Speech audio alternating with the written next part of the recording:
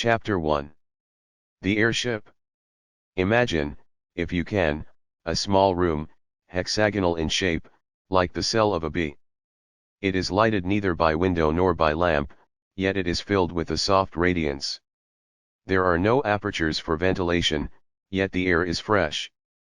There are no musical instruments, and yet, at the moment that my meditation opens, this room is throbbing with melodious sounds.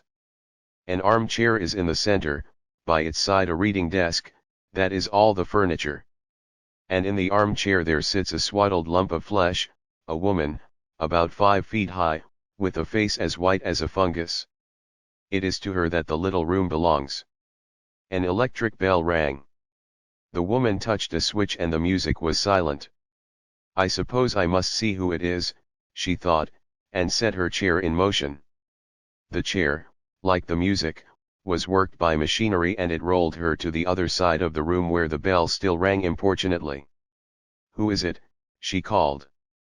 Her voice was irritable, for she had been interrupted often since the music began. She knew several thousand people, in certain directions human intercourse had advanced enormously. But when she listened into the receiver, her white face wrinkled into smiles, and she said, "Very well. Let us talk, I will isolate myself. I do not expect anything important will happen for the next 5 minutes, for I can give you fully 5 minutes, Kuno.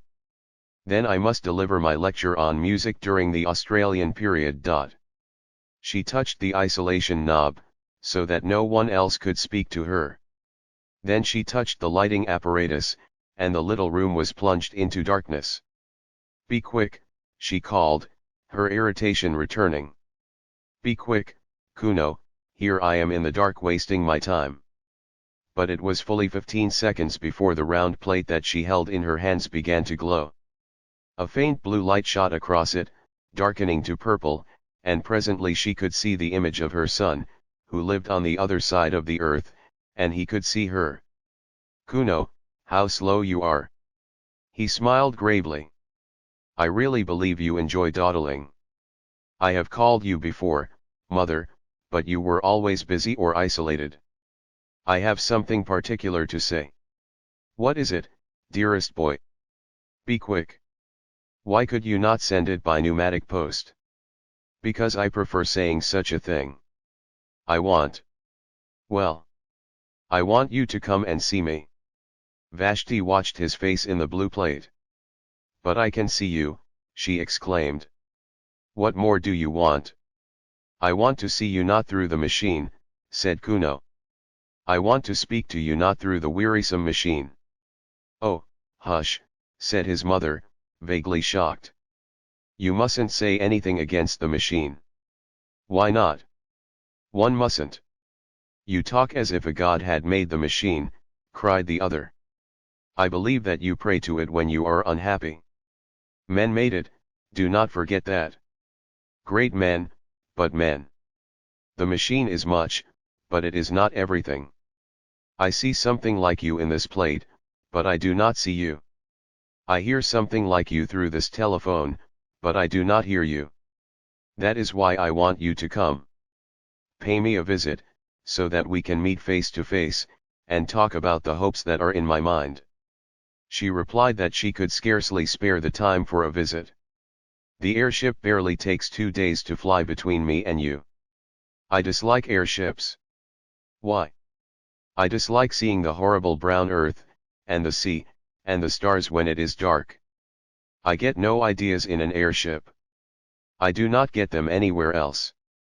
"What kind of ideas can the air give you?" He paused for an instant. "Do you not know 4 big stars that form an oblong, and 3 stars close together in the middle of the oblong, and hanging from these stars, 3 other stars?" "No, I do not. I dislike the stars." "But did they give you an idea?" "How interesting, tell me." "I had an idea that they were like a man." "I do not understand." "The 4 big stars are the man's shoulders and his knees. The 3 stars in the middle are like the belts that men wore once, and the 3 stars hanging are like a sword." "A sword?" "Men carried swords about with them, to kill animals and other men. It does not strike me as a very good idea, but it is certainly original. When did it come to you first? In the airship, he broke off, and she fancied that he looked sad. She could not be sure, for the machine did not transmit nuances of expression. It only gave a general idea of people, an idea that was good enough for all practical purposes, Vashti thought. The imponderable bloom, declared by a discredited philosophy to be the actual essence of intercourse, was rightly ignored by the machine, just as the imponderable bloom of the grape was ignored by the manufacturers of artificial fruit. Something good enough had long since been accepted by our race. The truth is, he continued, that I want to see these stars again. They are curious stars.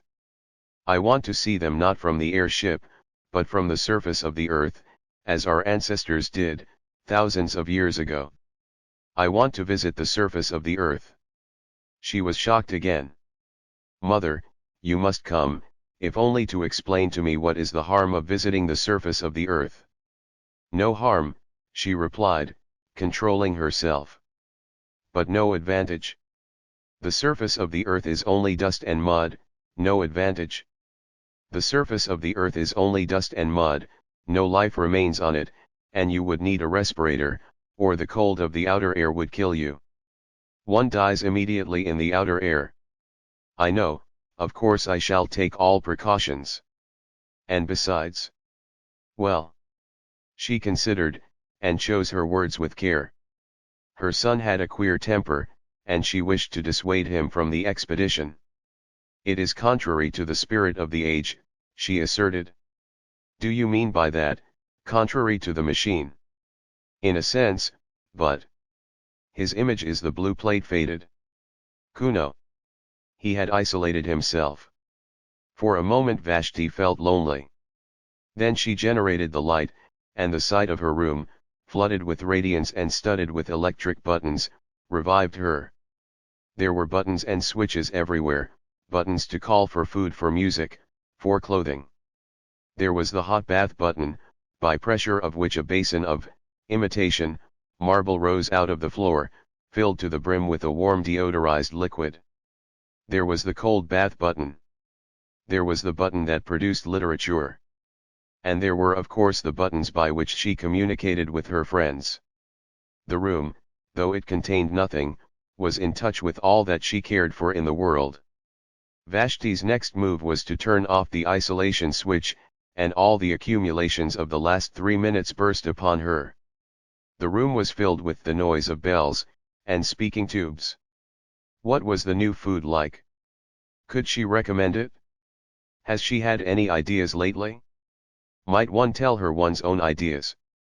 Would she make an engagement to visit the public nurseries at an early date? Say this day month.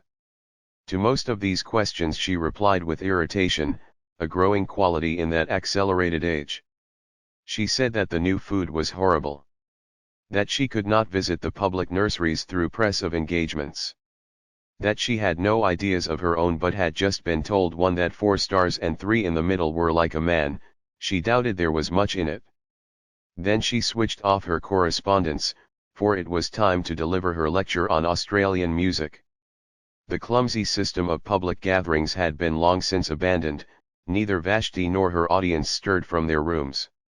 Seated in her armchair she spoke, while they in their armchairs heard her, fairly well, and saw her, fairly well. She opened with a humorous account of music in the pre-Mongolian epoch, and went on to describe the great outburst of song that followed the Chinese conquest. Remote and primeval as were the methods of Isanso and the Brisbane school, she yet felt, she said, that study of them might repay the musicians of today. They had freshness, they had, above all, ideas. Her lecture, which lasted 10 minutes, was well received, and at its conclusion she and many of her audience listened to a lecture on the sea. There were ideas to be got from the sea. The speaker had donned a respirator and visited it lately.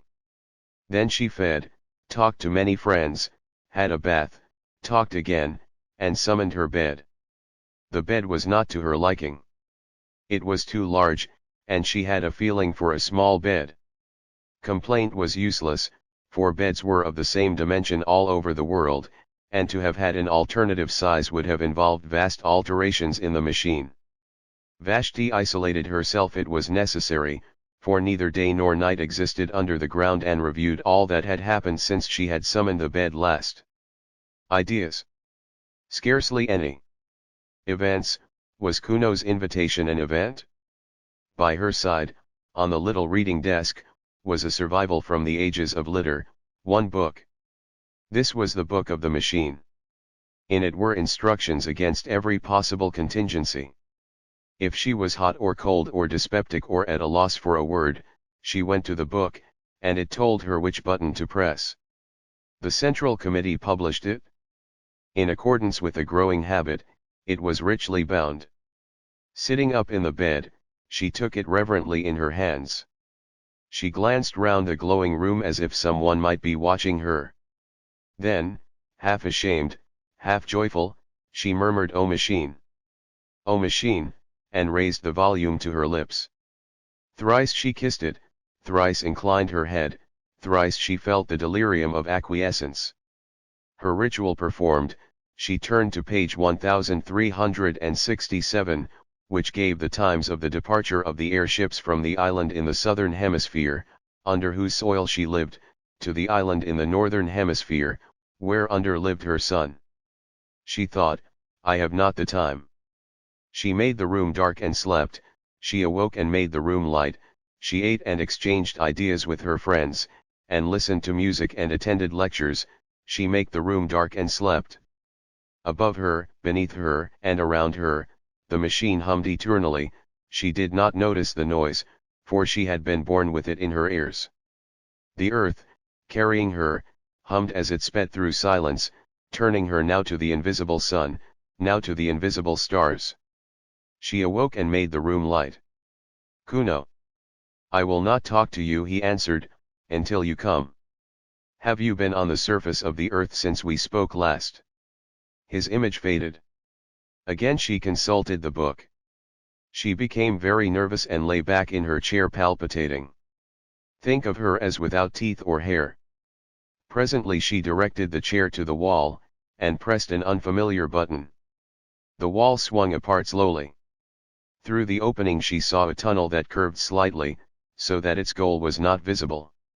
Should she go to see her son, here was the beginning of the journey.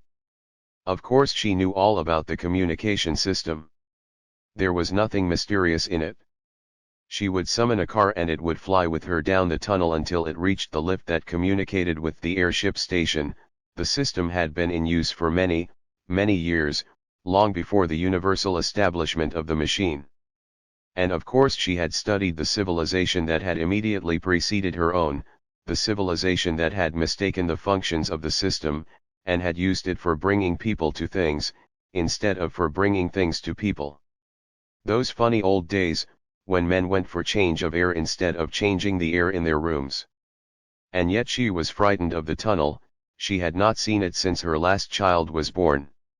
It curved but not quite as she remembered, it was brilliant but not quite as brilliant as a lecturer had suggested. Vashti was seized with the terrors of direct experience. She shrank back into the room, and the wall closed up again. "Kuno," she said, "I cannot come to see you. I am not well." Immediately an enormous apparatus fell onto her out of the ceiling. A thermometer was automatically laid upon her heart. She lay powerless. Cool pads soothed her forehead. Kuno had telegraphed to her doctor. So the human passions still blundered up and down in the machine. Vashti drank the medicine that the doctor projected into her mouth, and the machinery retired into the ceiling. The voice of Kuno was heard asking how she felt. "Better." Then with irritation, "But why do you not come to me instead?" "Because I cannot leave this place." "Why?" "Because, any moment, something tremendous may happen." "Have you been on the surface of the earth yet?" "Not yet." "Then what is it?" "I will not tell you through the machine." She resumed her life. But she thought of Kuno as a baby, his birth, his removal to the public nurseries, her own visit to him there, his visits to her visits which stopped when the machine had assigned him a room on the other side of the earth. Parents, duties of, said the book of the machine, cease at the moment of birth. p.4223274883. True, but there was something special about Kuno, indeed there had been something special about all her children, and, after all, she must brave the journey if he desired it. And something tremendous might happen. What did that mean? The nonsense of a youthful man, no doubt, but she must go. Again she pressed the unfamiliar button, again the wall swung back, and she saw the tunnel that curves out of sight. Clasping the book, she rose, tottered onto the platform, and summoned the car. Her room closed behind her, the journey to the northern hemisphere had begun. Of course it was perfectly easy. The car approached and in it she found armchairs exactly like her own. When she signaled, it stopped and she tottered into the lift. One other passenger was in the lift, the first fellow creature she had seen face to face for months. Few traveled in these days, for, thanks to the advance of science, the earth was exactly alike all over. Rapid intercourse, from which the previous civilization had hoped so much, had ended by defeating itself. What was the good of going to Peking when it was just like Shrewsbury?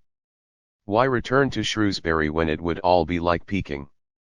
Men seldom moved their bodies, all unrest was concentrated in the soul. The airship service was a relic from the former age. It was kept up, because it was easier to keep it up than to stop it or to diminish it, but it now far exceeded the wants of the population. Vessel after vessel would rise from the vomitories of Rye or of Christchurch, I use the antique names, would sail into the crowded sky, and would draw up at the wharves of the south, empty.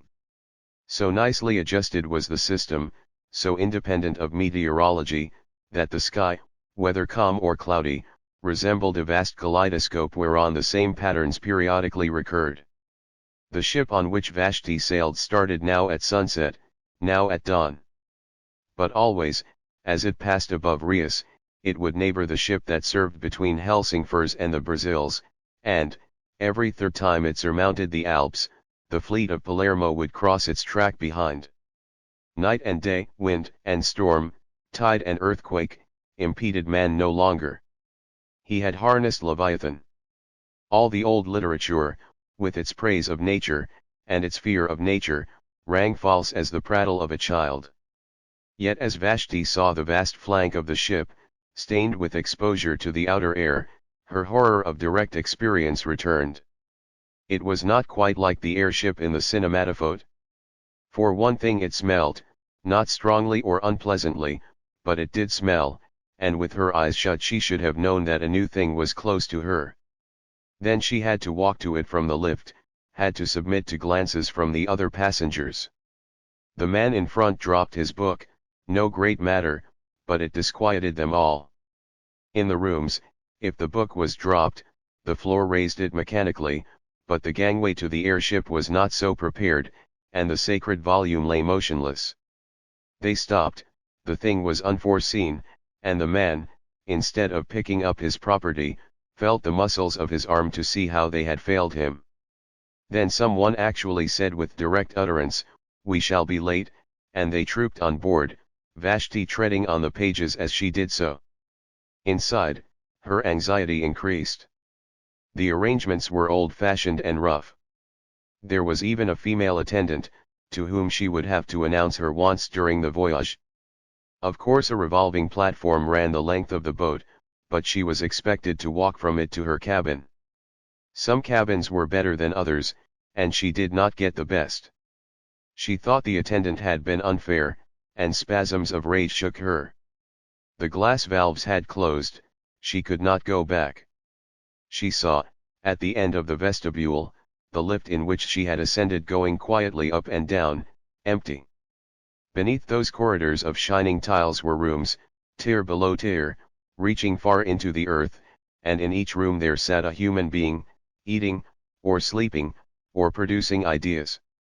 And buried deep in the hive was her own room. Vashti was afraid. "Oh machine," she murmured, and caressed her book, and was comforted. Then the sides of the vestibule seemed to melt together, as do the passages that we see in dreams.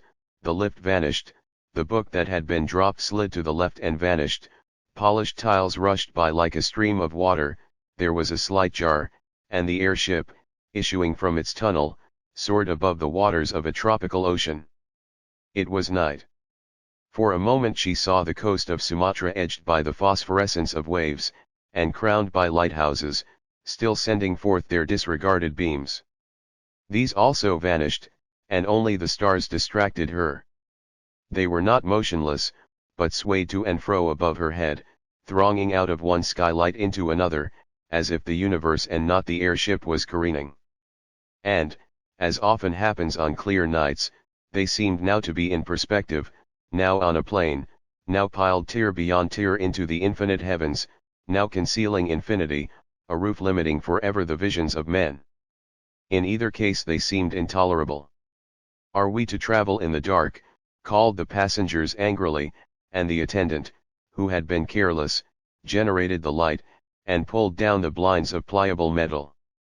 When the airships had been built, the desire to look direct at things still lingered in the world. Hence the extraordinary number of skylights and windows, and the proportionate discomfort to those who were civilized and refined. Even in Vashti's cabin one star peeped through a flaw in the blind, and after a few hers uneasy slumber, she was disturbed by an unfamiliar glow, which was the dawn. Quick as the ship had sped westwards, the earth had rolled eastwards quicker still, and had dragged back Vashti and her companions towards the sun. Science could prolong the night, but only for a little, and those high hopes of neutralizing the earth's diurnal revolution had passed, together with hopes that were possibly higher. To keep pace with the sun, or even to outstrip it, had been the aim of the civilization preceding this. Racing aeroplanes had been built for the purpose, capable of enormous speed, and steered by the greatest intellects of the epoch. Round the globe they went, round and round, westward, westward, round and round, amidst humanity's applause. In vain. The globe went eastward quicker still, horrible accidents occurred, and the committee of the machine, at the time rising into prominence, declared the pursuit illegal, unmechanical, and punishable by homelessness. Of homelessness more will be said later. Doubtless the committee was right. Yet the attempt to defeat the sun aroused the last common interest that our race experienced about the heavenly bodies, or indeed about anything. It was the last time that men were compacted by thinking of a power outside the world. The sun had conquered, yet it was the end of his spiritual dominion. Dawn, midday, twilight, the zodiacal path, touched neither men's lives nor their hearts, and science retreated into the ground, to concentrate herself upon problems that she was certain of solving. So when Vashti found her cabin invaded by a rosy finger of light, she was annoyed, and tried to adjust the blind. But the blind flew up altogether, and she saw through the skylight small pink clouds, swaying against a background of blue, and as the sun crept higher, its radiance entered direct, brimming down the wall, like a golden sea. It rose and fell with the airship's motion, just as waves rise and fall, but it advanced steadily, as a tide advances. Unless she was careful, it would strike her face. A spasm of horror shook her and she rang for the attendant. The attendant too was horrified, but she could do nothing, it was not her place to mend the blind. She could only suggest that the lady should change her cabin, which she accordingly prepared to do. People were almost exactly alike all over the world, but the attendant of the airship, perhaps owing to her exceptional duties, had grown a little out of the common. She had often to address passengers with direct speech, and this had given her a certain roughness and originality of manner. When Vashti swerved away from the sunbeams with a cry, she behaved barbarically. She put out her hand to steady her. "How dare you?" exclaimed the passenger. "You forget yourself." The woman was confused, and apologized for not having let her fall. People never touched one another. The custom had become obsolete, owing to the machine. "Where are we now?" asked Vashti haughtily.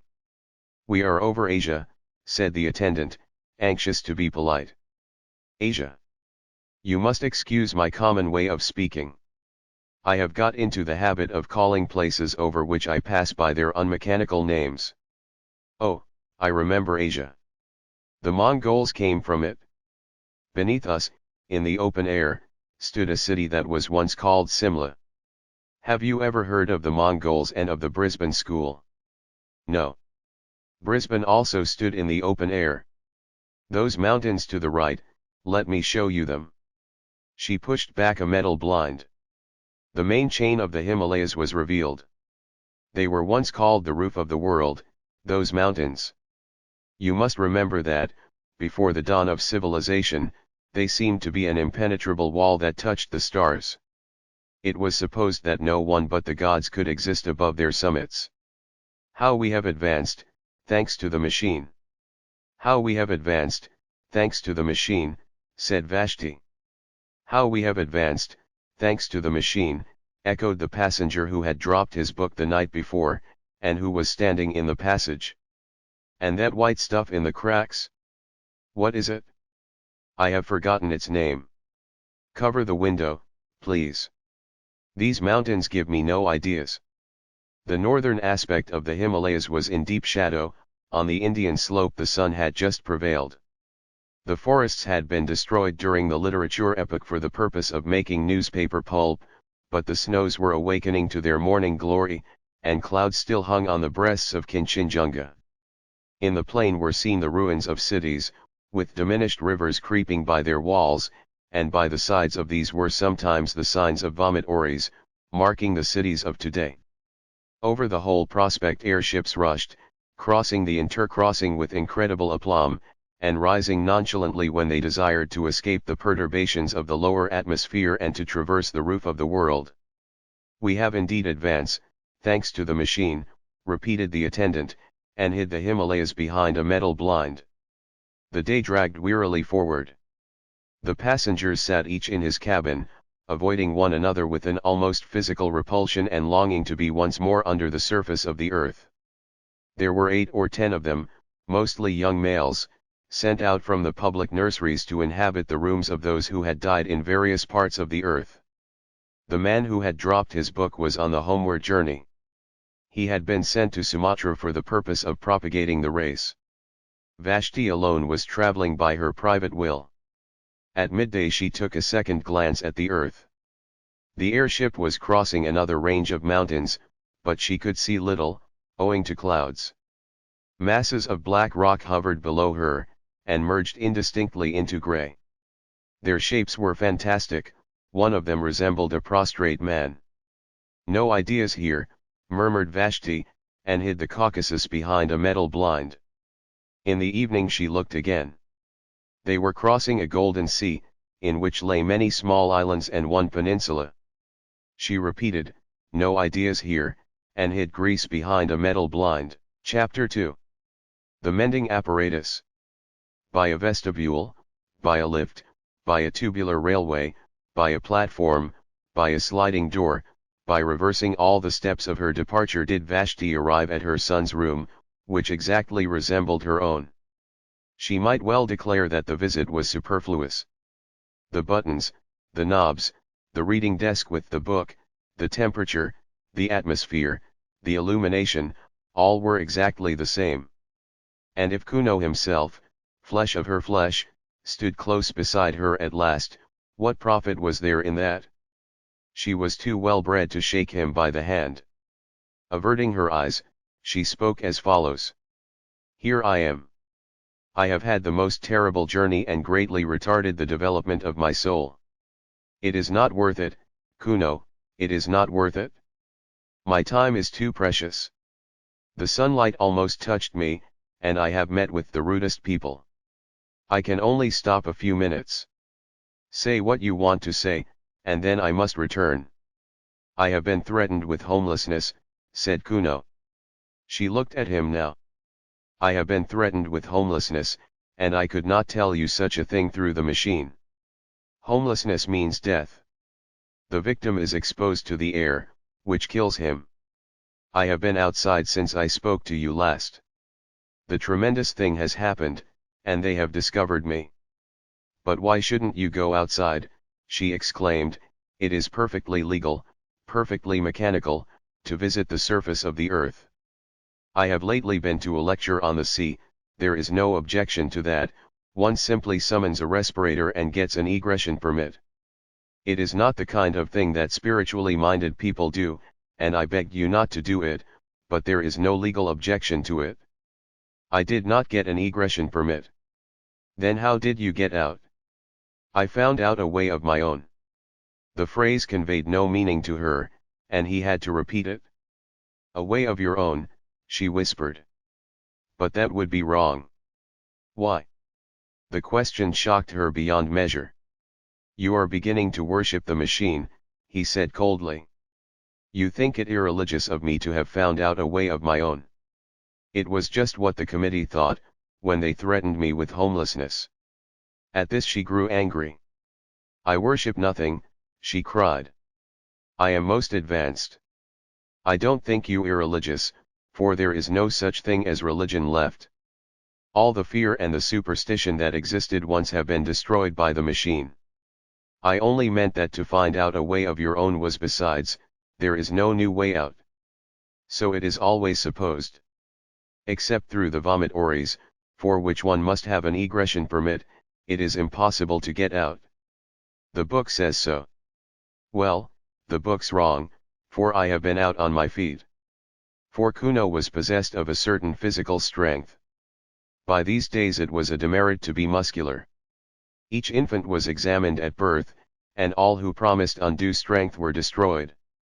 Humanitarians may protest, but it would have been no true kindness to let an athlete live, he would never have been happy in that state of life to which the machine had called him, he would have yearned for trees to climb, rivers to bathe in, meadows and hills against which he might measure his body. Man must be adapted to his surroundings, must he not?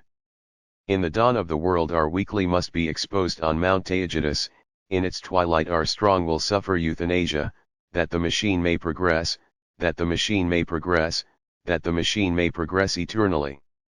You know that we have lost the sense of space. We say space is annihilated, but we have annihilated not space, but the sense thereof. We have lost a part of ourselves. I determined to recover it, and I began by walking up and down the platform of the railway outside my room. Up and down, until I was tired, and so did recapture the meaning of near and far. Near is a place to which I can get quickly on my feet, not a place to which the train or the airship will take me quickly. Far is a place to which I cannot get quickly on my feet, the vomitory is far, though I could be there in 38 seconds by summoning the train. Man is the measure. That was my first lesson. Man's feet are the measure for distance, his hands are the measure for ownership, his body is the measure for all that is lovable and desirable and strong. Then I went further, it was then that I called to you for the first time, and you would not come. This city, as you know, is built deep beneath the surface of the earth, with only the vomitories protruding. Having paced the platform outside my own room, I took the lift to the next platform and paced that also, and so with each in turn, until I came to the topmost, above which begins the earth. All the platforms were exactly alike, and all that I gained by visiting them was to develop my sense of space and my muscles. I think I should have been content with this, it is not a little thing, but as I walked and brooded, it occurred to me that our cities had been built in the days when men still breathed the outer air, and that there had been ventilation shafts for the workmen. I could think of nothing but these ventilation shafts. Had they been destroyed by all the food tubes and medicine tubes and music tubes that the machine has evolved lately? Or did traces of them remain? One thing was certain. If I came upon them anywhere, it would be in the railway tunnels of the topmost story. Everywhere else, all space was accounted for. I am telling my story quickly, but don't think that I was not a coward or that your answers never depressed me. It is not the proper thing, it is not mechanical, it is not decent to walk along a railway tunnel. I did not fear that I might tread upon a live rail and be killed. I feared something far more intangible, doing what was not contemplated by the machine. Then I said to myself, man is the measure, and I went, and after many visits I found an opening. The tunnels, of course, were lighted. Everything is light, artificial light, darkness is the exception. So when I saw a black gap in the tiles, I knew that it was an exception, and rejoiced. I put in my arm, I could put in no more at first, and waved it round and round in ecstasy. I loosened another tile, and put in my head, and shouted into the darkness, I am coming, I shall do it yet, and my voice reverberated down endless passages. I seemed to hear the spirits of those dead workmen who had returned each evening to the starlight and to their wives, and all the generations who had lived in the open air called back to me, you will do it yet, you are coming. He paused, and, absurd as he was, his last words moved her. For Kuno had lately asked to be a father, and his request had been refused by the committee. His was not a type that the machine desired to hand on. Then a train passed. It brushed by me, but I thrust my head and arms into the hole. I had done enough for one day, so I crawled back to the platform, went down in the lift, and summoned my bed. Ah, what dreams! And again I called you, and again you refused. She shook her head and said, Don't talk of these terrible things. You make me miserable. You are throwing civilization away. But I had got back the sense of space, and a man cannot rest then. I determined to get in at the hole and climb the shaft. And so I exercised my arms. Day after day I went through ridiculous movements, until my flesh ached, and I could hang by my hands and hold the pillow of my bed outstretched for many minutes. Then I summoned a respirator, and started. It was easy at first. The mortar had somehow rotted, and I soon pushed some more tiles in, and clambered after them into the darkness, and the spirits of the dead comforted me. I don't know what I mean by that. I just say what I felt. I felt, for the first time, that a protest had been lodged against corruption, and that even as the dead were comforting me, so I was comforting the unborn. I felt that humanity existed, and that it existed without clothes. How can I possibly explain this? It was naked, humanity seemed naked, and all these tubes and buttons and machineries neither came into the world with us, nor will they follow us out, nor do they matter supremely while we are here. Had I been strong, I would have torn off every garment I had, and gone out into the outer air unswaddled. But this is not for me, nor perhaps for my generation. I climbed with my respirator and my hygienic clothes and my dietetic tabloids. Better thus than not at all. There was a ladder, made of some primeval metal. The light from the railway fell upon its lowest rungs, and I saw that it led straight upwards out of the rubble at the bottom of the shaft. Perhaps our ancestors ran up and down it a dozen times daily, in their building. As I climbed, the rough edges cut through my gloves so that my hands bled. The light helped me for a little, and then came darkness and, worse still, silence which pierced my ears like a sword. The machine hums. Did you know that? Its hum penetrates our blood, and may even guide our thoughts. Who knows? I was getting beyond its power. Then I thought, this silence means that I am doing wrong. But I heard voices in the silence, and again they strengthened me. He laughed. I had need of them. The next moment I cracked my head against something. She sighed. I had reached one of those pneumatic stoppers that defend us from the outer air. You may have noticed them. No, the airship. Pitch dark, my feet on the rungs of an invisible ladder, my hands cut.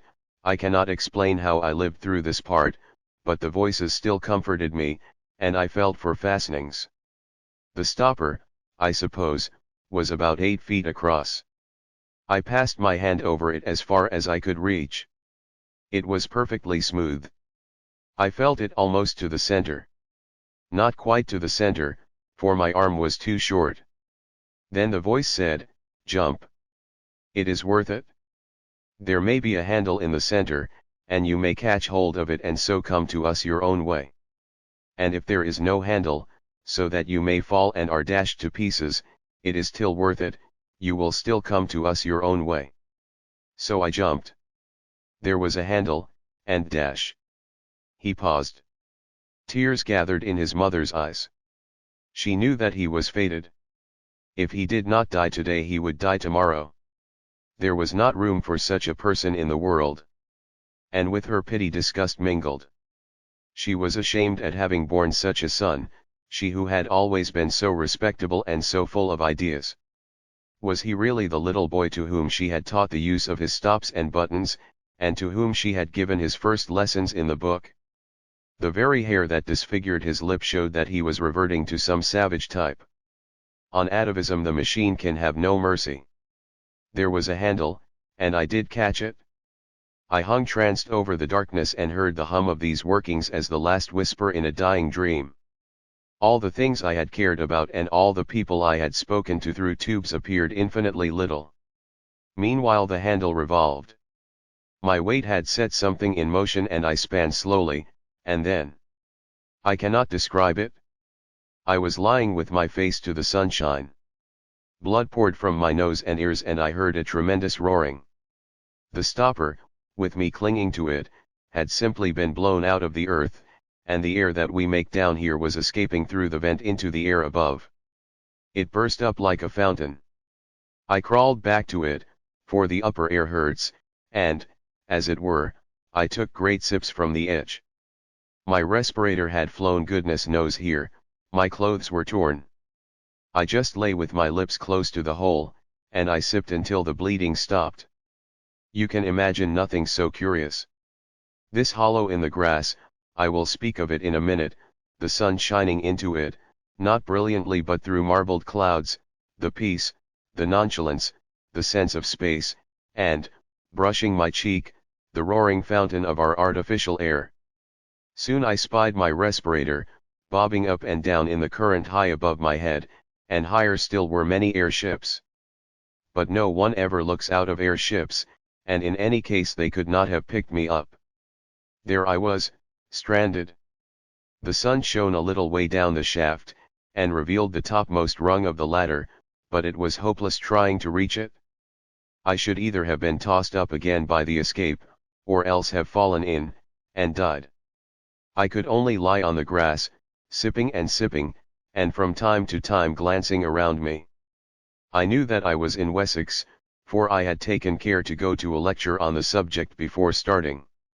Wessex lies above the room in which we are talking now. It was once an important state. Its kings held all the southern coast from the Andrade-Swald to Cornwall, while the Wansdyke protected them on the north, running over the high ground. The lecturer was only concerned with the rise of Wessex, so I do not know how long it remained an international power, nor would the knowledge have assisted me. To tell the truth, I could do nothing but laugh, during this part. There was I, with a pneumatic stopper by my side and a respirator bobbing over my head, imprisoned, all three of us, in a grass-grown hollow that was edged with fern. Then he grew grave again. Lucky for me that it was a hollow. For the air began to fall back into it and to fill it as water fills a bowl. I could crawl about. Presently I stood. I breathed a mixture, in which the air that hurts predominated whenever I tried to climb the sides. This was not so bad. I had not lost my tabloids and remained ridiculously cheerful, and as for the machine, I forgot about it altogether. My one aim now was to get to the top, where the ferns were, and to view whatever objects lay beyond. I rushed the slope. The new air was still too bitter for me and I came rolling back, after a momentary vision of something grey. The sun grew very feeble, and I remembered that he was in Scorpio. I had been to a lecture on that too. If the sun is in Scorpio, and you are in Wessex, it means that you must be as quick as you can, or it will get too dark. This is the first bit of useful information I have ever got from a lecture, and I expect it will be the last. It made me try frantically to breathe the new air, and to advance as far as I dared out of my pond. The hollow filled so slowly. At times I thought that the fountain played with less vigor. My respirator seemed to dance nearer the earth, The roar was decreasing. He broke off. I don't think this is interesting you. The rest will interest you even less. There are no ideas in it, and I wish that I had not troubled you to come. We are too different, mother. She told him to continue. It was evening before I climbed the bank. The sun had very nearly slipped out of the sky by this time, and I could not get a good view. You, who have just crossed the roof of the world, will not want to hear an account of the little hills that I saw, low colorless hills. But to me they were living, and the turf that covered them was a skin, under which their muscles rippled, and I felt that those hills had called with incalculable force to men in the past, and that men had loved them. Now they sleep, perhaps forever. They commune with humanity in dreams. Happy the man, happy the woman, who awakes the hills of Wessex. For though they sleep, they will never die. His voice rose passionately. Cannot you see, cannot all you lecturers see, that it is we that are dying, and that down here the only thing that really lives is the machine? We created the machine, to do our will, but we cannot make it do our will now. It has robbed us of the sense of space and of the sense of touch, it has blurred every human relation and narrowed down love to a carnal act, it has paralyzed our bodies and our wills, and now it compels us to worship it. The machine develops, but not on our lies. The machine proceeds, but not to our goal. We only exist as the blood corpuscles that course through its arteries, and if it could work without us, it would let us die. Oh, I have no remedy, or, at least, only one, to tell men again and again that I have seen the hills of Wessex as Ealfrid saw them when he overthrew the Danes. So the sun set. I forgot to mention that a belt of mist lay between my hill and other hills, and that it was the color of pearl. He broke off for the second time. Go on, said his mother wearily. He shook his head. Go on. Nothing that you say can distress me now. I am hardened. I had meant to tell you the rest, but I cannot, I know that I cannot. Goodbye. Vashti stood irresolute. All her nerves were tingling with his blasphemies. But she was also inquisitive. This is unfair, she complained. You have called me across the world to hear your story, and hear it I will. Tell me, as briefly as possible, for this is a disastrous waste of time, tell me how you returned to civilization. Oh, that, he said, starting. You would like to hear about civilization? Certainly. Had I got to where my respirator fell down? No, but I understand everything now. You put on your respirator, and managed to walk along the surface of the earth to a vomitory, and there your conduct was reported to the Central Committee. By no means. He passed his hand over his forehead, as if dispelling some strong impression. Then, resuming his narrative, he warmed to it again. My respirator fell about sunset. I had mentioned that the fountain seemed feebler, had I not? Yes. About sunset, it let the respirator fall. As I said, I had entirely forgotten about the machine, and I paid no great attention at the time, being occupied with other things. I had my pool of air, into which I could dip when the outer keenness became intolerable, and which would possibly remain for days, provided that no wind sprang up to disperse it. Not until it was too late did I realize what the stoppage of the escape implied.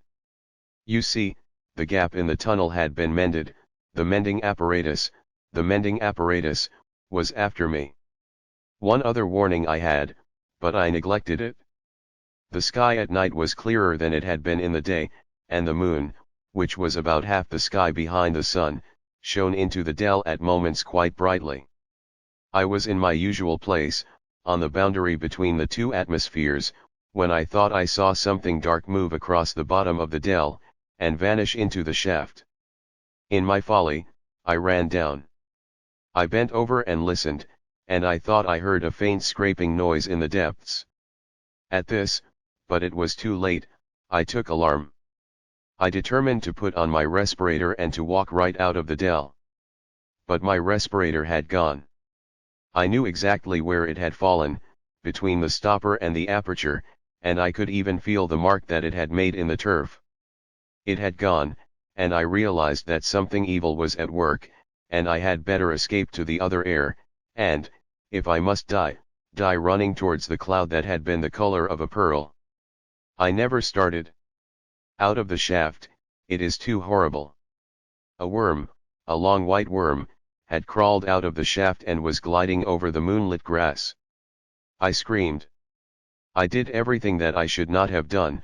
I stamped upon the creature instead of flying from it, and it at once curled round the ankle. Then we fought. The worm let me run all over the dell, but edged up my leg as I ran. Help! I cried. That part is too awful. It belongs to the part that you will never know. Help!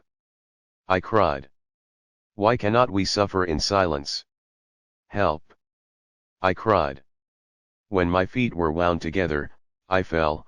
I was dragged away from the dear ferns and the living hills, and past the great metal stopper. I can tell you this part, and I thought it might save me again if I caught hold of the handle. It also was enwrapped, it also. Oh, the whole dell was full of the things.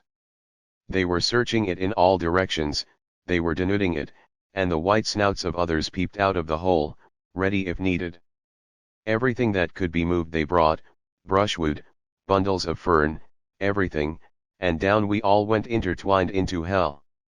The last things that I saw, ere the stopper closed after us, were certain stars, and I felt that a man of my sort lived in the sky. For I did fight, I fought till the very end, and it was only my head hitting against the ladder that quieted me. I woke up in this room. The worms had vanished. I was surrounded by artificial air, artificial light, artificial peace, and my friends were calling to me down speaking tubes to know whether I had come across any new ideas lately. Here his story ended. Discussion of it was impossible, and Vashti turned to go. It will end in homelessness, she said quietly. I wish it would, retorted Kuno. The machine has been most merciful. I prefer the mercy of God. By that superstitious phrase, do you mean that you could live in the outer air? Yes. Have you ever seen, round the vomitories, the bones of those who were extruded after the Great Rebellion? Yes. They were left where they perished for our edification. A few crawled away, but they perished, too, who can doubt it? And so with the homeless of our own day. The surface of the earth supports life no longer. Indeed. Ferns and a little grass may survive, but all higher forms have perished. Has any airship detected them? No. Has any lecturer dealt with them? No. Then why this obstinacy? Because I have seen them, he exploded. Seen what? Because I have seen her in the twilight, because she came to my help when I called, because she, too, was entangled by the worms, and, luckier than I, was killed by one of them piercing her throat. He was mad. Vashti departed, nor, in the troubles that followed, did she ever see his face again. Chapter 3. The Homeless. During the years that followed Kuno's escapade, two important developments took place in the machine. On the surface they were revolutionary, but in either case men's minds had been prepared beforehand, and they did but express tendencies that were latent already. The first of these was the abolition of respirators. Advanced thinkers, like Vashti, had always held it foolish to visit the surface of the earth. Airships might be necessary, but what was the good of going out for mere curiosity and crawling along for a mile or two in a terrestrial motor? The habit was vulgar and perhaps faintly improper, it was unproductive of ideas, and had no connection with the habits that really mattered. So respirators were abolished, and with them, of course, the terrestrial motors, and except for a few lecturers, who complained that they were debarred access to their subject matter, the development was accepted quietly. Those who still wanted to know what the earth was like had after all only to listen to some gramophone, or to look into some cinematophote. And even the lecturers acquiesced when they found that a lecture on the sea was none the less stimulating when compiled out of other lectures that had already been delivered on the same subject. "Beware of first-hand ideas," exclaimed one of the most advanced of them. "First-hand ideas do not really exist. They are but the physical impressions produced by live and fear, and on this gross foundation who could erect a philosophy? Let your ideas be second-hand, and if possible tenth-hand, for then they will be far removed from that disturbing element, direct observation. Do not learn anything about this subject of mine, the French Revolution. Learn instead what I think that Enicherman thought, Urizen thought, Gutch thought, Ho Young thought, Chi Bo-sing thought, Lafcadio Hearn thought, Carlyle thought, Mirabeau said about the French Revolution. Through the medium of these 10 great minds, the blood that was shed at Paris and the windows that were broken at Versailles will be clarified to an idea which you may employ most profitably in your daily lives. But be sure that the intermediates are many and varied, for in history one authority exists to counteract another. Urizen must counteract the scepticism of Ho Young and Enicherman, I must myself counteract the impetuosity of Gutch. You who listen to me are in a better position to judge about the French Revolution than I am. Your descendants will be even in a better position than you, for they will learn what you think I think, and yet another intermediate will be added to the chain. And in time, his voice rose, there will come a generation that had got beyond facts, beyond impressions, a generation absolutely colorless, a generation seraphically free from taint of personality, which will see the French Revolution not as it happened, nor as they would like it to have happened, but as it would have happened, had it taken place in the days of the machine. Tremendous applause greeted this lecture, which did but voice a feeling already latent in the minds of men, a feeling that terrestrial facts must be ignored, and that the abolition of respirators was a positive gain. It was even suggested that airships should be abolished too. This was not done, because airships had somehow worked themselves into the machine system. But year by year they were used less, and mentioned less by thoughtful men. The second great development was the re-establishment of religion. This, too, had been voiced in the celebrated lecture. No one could mistake the reverent tone in which the peroration had concluded, and it awakened a responsive echo in the heart of each. Those who had long worshipped silently, now began to talk. They described the strange feeling of peace that came over them when they handled the book of the machine, the pleasure that it was to repeat certain numerals out of it, however little meaning those numerals conveyed to the outward ear, the ecstasy of touching a button, however unimportant, or of ringing an electric bell, however superfluously. The machine, they exclaimed, feeds us and clothes us and houses us, through it we speak to one another, through it we see one another, in it we have our being. The machine is the friend of ideas and the enemy of superstition, the machine is omnipotent, eternal, blessed is the machine. And before long this allocution was printed on the first page of the book, and in subsequent editions the ritual swelled into a complicated system of praise and prayer. The word religion was sedulously avoided, and in theory the machine was still the creation and the implement of man. But in practice all, save a few retrogrades, worshipped it as divine. Nor was it worshipped in unity.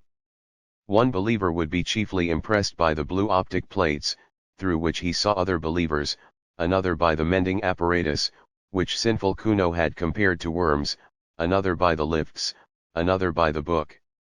And each would pray to this or to that, and ask it to intercede for him with the machine as a whole.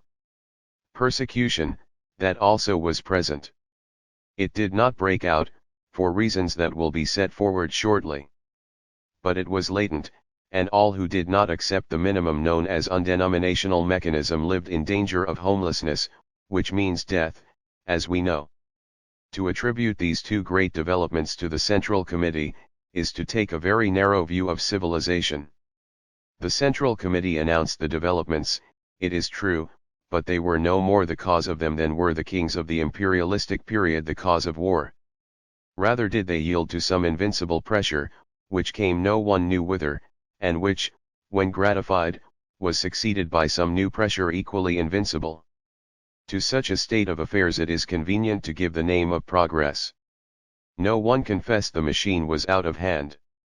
Year by year it was served with increased efficiency and decreased intelligence. The better a man knew his own duties upon it, the less he understood the duties of his neighbor, and in all the world there was not one who understood the monster as a whole. Those master brains had perished. They had left full directions, it is true, and their successors had each of them mastered a portion of those directions. But humanity, in its desire for comfort, had overreached itself. It had exploited the riches of nature too far. Quietly and complacently, it was sinking into decadence, and progress had come to mean the progress of the machine. As for Vashti, her life went peacefully forward until the final disaster. She made her room dark and slept, she awoke and made the room light. She lectured and attended lectures. She exchanged ideas with her innumerable friends and believed she was growing more spiritual. At times a friend was granted euthanasia, and left his or her room for the homelessness that is beyond all human conception. Vashti did not much mind. After an unsuccessful lecture, she would sometimes ask for euthanasia herself. But the death rate was not permitted to exceed the birth rate, and the machine had hitherto refused it to her. The troubles began quietly, long before she was conscious of them. One day she was astonished at receiving a message from her son. They never communicated, having nothing in common, and she had only heard indirectly that he was still alive, and had been transferred from the northern hemisphere, where he had behaved so mischievously, to the southern, indeed, to a room not far from her own. Does he want me to visit him, she thought. Never again, never. And I have not the time. No, it was madness of another kind. He refused to visualize his face upon the blue plate, and speaking out of the darkness with solemnity said, "The machine stops." "What do you say?" "The machine is stopping, I know it, I know the signs." She burst into a peal of laughter. He heard her and was angry, and they spoke no more. "Can you imagine anything more absurd?" she cried to a friend. "A man who was my son believes that the machine is stopping. It would be impious if it was not mad." "The machine is stopping," her friend replied. "What does that mean?" "The phrase conveys nothing to me." "Nor to me." "He does not refer, I suppose, to the trouble there has been lately with the music?" "Oh no, of course not. Let us talk about music. Have you complained to the authorities?" "Yes, and they say it wants mending, and referred me to the committee of the mending apparatus. I complained of those curious gasping sighs that disfigure the symphonies of the Brisbane school. They sound like someone in pain. The committee of the mending apparatus say that it shall be remedied shortly." Obscurely worried, she resumed her life. For one thing, the defect in the music irritated her. For another thing, she could not forget Kuno's speech. If he had known that the music was out of repair, he could not know it, for he detested music. If he had known that it was wrong, the machine stops was exactly the venomous sort of remark he would have made. Of course he had made it at a venture, but the coincidence annoyed her, and she spoke with some petulance to the committee of the mending apparatus. They replied, as before, that the defect would be set right shortly. "Shortly?" "At once," she retorted. "Why should I be worried by imperfect music? Things are always put right at once. If you do not mend it at once, I shall complain to the Central Committee." "No personal complaints are received by the Central Committee," the committee of the mending apparatus replied. "Through whom am I to make my complaint, then?" "Through us." "I complain then." "Your complaint shall be forwarded in its turn." "Have others complained?" This question was unmechanical, and the committee of the mending apparatus refused to answer it. "It is too bad," she exclaimed to another of her friends. "There never was such an unfortunate woman as myself. I can never be sure of my music now. It gets worse and worse each time I summon it. What is it? I do not know whether it is inside my head, or inside the wall. Complain, in either case. I have complained, and my complaint will be forwarded in its turn to the Central Committee. Time passed, and they resented the defects no longer. The defects had not been remedied, but the human tissues in that latter day had become so subservient, that they readily adapted themselves to every caprice of the machine. The sigh at the crises of the Brisbane Symphony no longer irritated Vashti, she accepted it as part of the melody. The jarring noise, whether in the head or in the wall, was no longer resented by her friend. And so with the moldy artificial fruit, so with the bath water that began to stink, so with the defective rhymes that the poetry machine had taken to emit. All were bitterly complained of at first, and then acquiesced in and forgotten. Things went from bad to worse unchallenged. It was otherwise with the failure of the sleeping apparatus. That was a more serious stoppage. There came a day when over the whole world, in Sumatra, in Wessex, in the innumerable cities of Courland and Brazil, the beds, when summoned by their tired owners, failed to appear. It may seem a ludicrous matter, but from it we may date the collapse of humanity.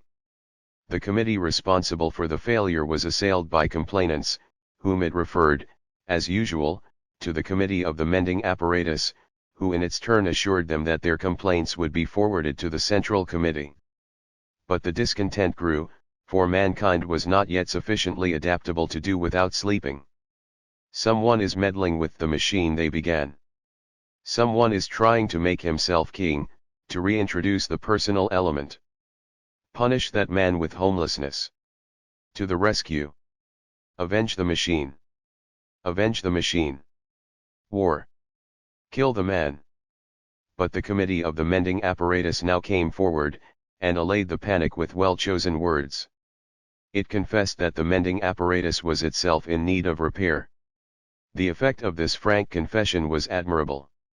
Of course, said a famous lecturer, he of the French Revolution, who gilded each new decay with splendor, of course we shall not press our complaints now. The mending apparatus has treated us so well in the past that we all sympathize with it, and will wait patiently for its recovery. In its own good time it will resume its duties. Meanwhile let us do without our beds, our tabloids, our other little wants. Such, I feel sure, would be the wish of the machine. Thousands of miles away his audience applauded. The machine still linked them. Under the seas, beneath the roots of the mountains, ran the wires through which they saw and heard, the enormous eyes and ears that were their heritage, and the hum of many workings clothed their thoughts in one garment of subserviency. Only the old and the sick remained ungrateful, for it was rumored that euthanasia, too, was out of order, and that pain had reappeared among men. It became difficult to read. A blight entered the atmosphere and dulled its luminosity. At times Vashti could scarcely see across her room. The air, too, was foul. Loud were the complaints, impotent the remedies, heroic the tone of the lecturer as he cried, "Courage! Courage! What matter so long as the machine goes on? To it the darkness and the light are one."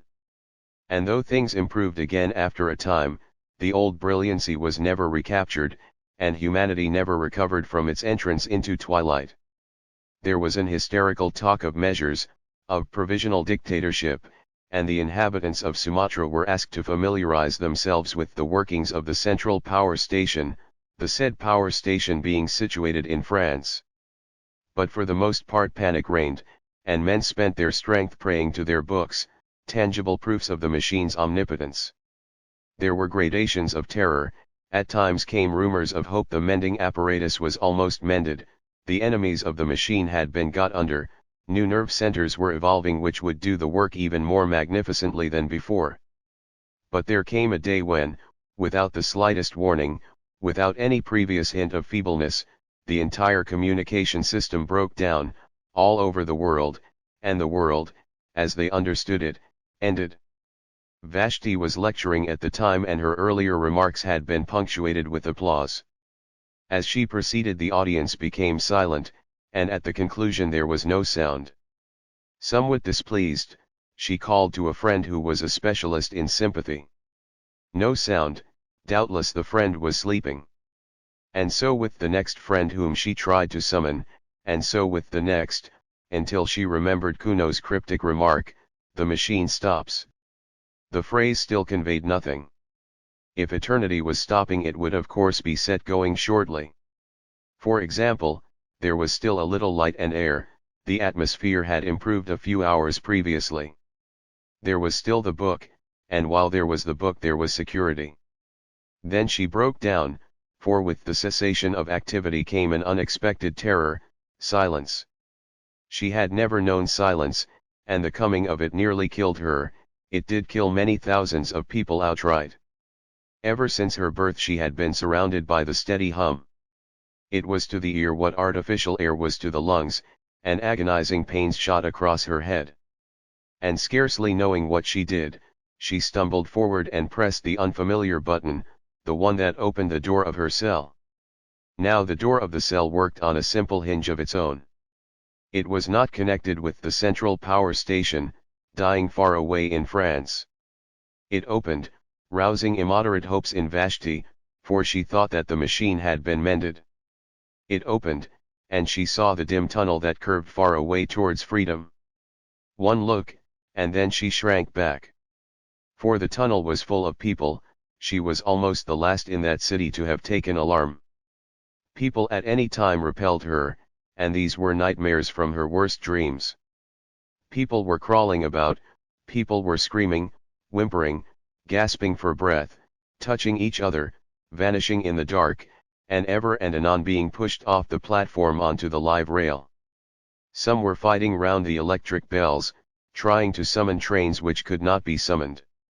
Others were yelling for euthanasia or for respirators, or blaspheming the machine. Others stood at the doors of their cells fearing, like herself, either to stop in them or to leave them. And behind all the uproar was silence, the silence which is the voice of the earth and of the generations who have gone. No, it was worse than solitude. She closed the door again and sat down to wait for the end. The disintegration went on, accompanied by horrible cracks and rumbling. The valves that restrained the medical apparatus must have weakened, for it ruptured and hung hideously from the ceiling. The floor heaved and fell and flung her from the chair. A tube oozed towards her serpent fashion. And at last the final horror approached, light began to ebb, and she knew that civilization's long day was closing. She whirled around, praying to be saved from this, at any rate, kissing the book, pressing button after button. The uproar outside was increasing, and even penetrated the wall. Slowly the brilliancy of her cell was dimmed, the reflections faded from the metal switches. Now she could not see the reading stand, now not the book, though she held it in her hand. Light followed the flight of sound, air was following light, and the original void returned to the cavern from which it has so long been excluded. Vashti continued to whirl, like the devotees of an earlier religion, screaming, praying, striking at the buttons with bleeding hands. It was thus that she opened her prison and escaped in the spirit, at least so it seems to me, ere my meditation closes. That she escapes in the body, I cannot perceive that. She struck, by chance, the switch that released the door, and the rush of foul air on her skin, the loud throbbing whispers in her ears, told her that she was facing the tunnel again, and that tremendous platform on which she had seen men fighting. They were not fighting now. Only the whispers remained, and the little whimpering groans. They were dying by hundreds out in the dark. She burst into tears. Tears answered her. They wept for humanity, those two, not for themselves. They could not bear that this should be the end. Ere silence was completed their hearts were opened, and they knew what had been important on the earth. Man, the flower of all flesh, the noblest of all creatures visible, man who had once made God in his image, and had mirrored his strength on the constellations, beautiful naked man was dying, strangled in the garments that he had woven. Century after century had he toiled, and here was his reward. Truly the garment had seemed heavenly at first, shot with colors of culture, sewn with the threads of self-denial. And heavenly it had been so long as man could shed it at will and live by the essence that is his soul, and the essence, equally divine, that is his body. The sin against the body, it was for that they wept in chief, the centuries of wrong against the muscles and the nerves, and those 5 portals by which we can alone apprehend, glozing it over with talk of evolution, until the body was white pap, the home of ideas as colorless, last sloshy stirrings of a spirit that had grasped the stars. "Where are you?" she sobbed. His voice in the darkness said, "Here." "Is there any hope, Kuno?" "None for us." "Where are you?" She crawled over the bodies of the dead. His blood spurted over her hands. "Quicker," he gasped, "I am dying, but we touch, we talk, not through the machine." He kissed her. "We have come back to our own. We die, but we have recaptured life, as it was in Wessex, when Ealfred overthrew the Danes. We know what they know outside, they who dwelt in the cloud that is the color of a pearl. But Kuno, is it true? Are there still men on the surface of the earth? Is this tunnel, this poisoned darkness, really not the end?" He replied. "I have seen them, spoken to them, loved them. They are hiding in the midst and the ferns until our civilization stops. Today they are the homeless, tomorrow. Oh, tomorrow, some fool will start the machine again, tomorrow." "Never," said Kuno, "never. Humanity has learned its lesson." As he spoke, the whole city was broken like a honeycomb. An airship had sailed in through the vomitory into a ruined wharf. It crashed downwards, exploding as it went, rending gallery after gallery with its wings of steel. For a moment they saw the nations of the dead, and, before they joined them, scraps of the untainted sky.